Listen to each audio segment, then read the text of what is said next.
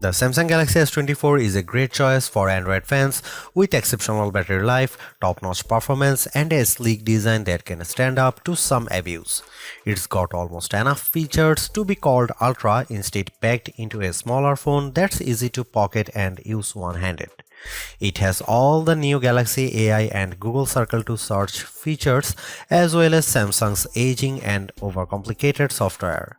The cameras aren't as great as some competitors in this range, but it has more zoom than the iPhone 15, and Samsung gives you plenty of cool shooting modes to make your pics look great. With a promising of 7 years of Android updates, this could be the best affordable Galaxy S phone Samsung has offered in quite a while. Samsung is a perennial favorite when it comes to smartphone displays, and the Galaxy S24 is no disappointment, but it also isn't the clear winner in any aspect.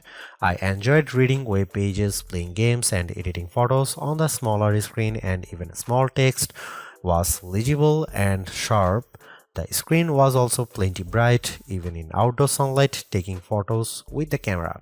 Samsung is not giving us the sharpest display with the Galaxy S24, and it's odd for the company to fall behind a bit.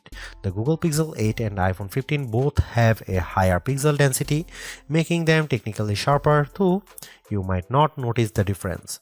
The Galaxy S24 can get brighter than both of those phones, but OnePlus is pulling some 4500 nit magic out of its hat with the similarly priced OnePlus 12, so Samsung isn't the resounding brightness winner. Overall, I had no complaints about the display unless I'm truly nitpicking.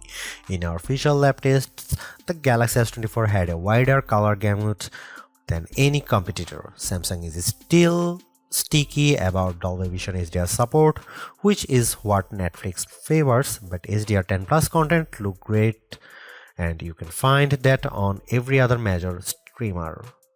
While I like carrying a smaller phone, the 6-inch display on the Galaxy S24 isn't quite big enough to hold all of Samsung's features. The H panel is turned on by default, and it takes up so much room on the side of the phone that it was easy to swipe it open accidentally when I just wanted to use a back swipe gesture.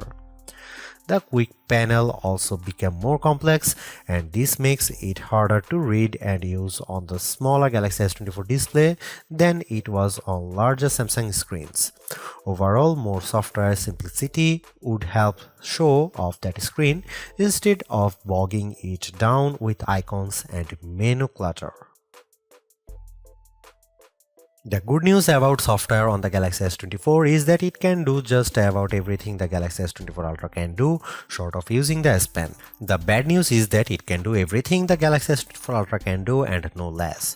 Every bit of complexity often designed for the largest smartphone display possible is still present in the Galaxy S24. It's a mess. The Galaxy S24 is super powered, there is no doubt. There are big software features like Samsung DeX, which gives you a Chromebook-like interface when you plug your phone into an external monitor. There are also fine, granular controls over everything from battery and power management to Wi-Fi and networking to screen response and menus too. Well, everything. There is no end to what you can do with the Galaxy S24, and it is easy to get very lost. Samsung needs to simplify. There are too many features that are impossible to find, like wireless power sharing, which should let me charge my earbuds by setting the case on top of my Galaxy S24. Unfortunately, I can't find the button to make this happen, not without a treasure map and a pickaxe. The software problems are starting to feel like laziness. In setting up my Galaxy S24, I was excited when my older Samsung phone found the new S24 quickly and offered to transfer all of my stuff. This process quickly failed without warning, and I had to repeat it. After it failed the second time, I was asked on another screen to use Samsung Smart Switch, which somehow worked. Why not just start there? The first time I turned on the Galaxy S24, I needed to update a ton of apps in the Google Play Store, and the updates failed, then disappeared. I opened the Galaxy App Store and found a slew of updates there as well, even though there was no notification. My Galaxy was suddenly downloading strange Samsung software including a blockchain manager. I don't use anything blockchain at all. Then there are all the apps. There are too many apps from Samsung, too many apps from Google, and somehow even Microsoft gets its own folder. On a Samsung phone running a Google operating system? Good job, Microsoft. I hope it got what it paid for. All of this just feels lazy or cynical or both. It doesn't feel like Samsung has my best interest at heart from the moment I started using the Galaxy S24. It feels like the software is pushing me to do more, to buy more and use more. I just want simplicity. I just want it to work.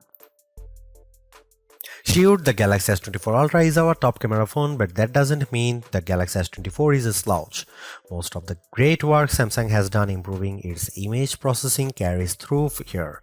Photos I shot with the Galaxy S24 look better, more natural than photos taken with either the Galaxy S23 or my iPhone 15.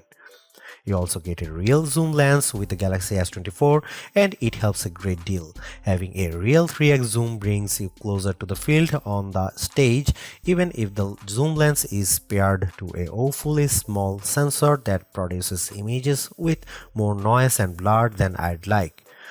No matter, neither the Pixel 8 nor the iPhone 15 has optical zoom around back, and real zoom is always better than digital zoom, all things being equal. You might occasionally get better shots from the main camera on the iPhone 15 and the Google Pixel 8 does a better job with low light images, but the Samsung Galaxy S24 is much more versatile.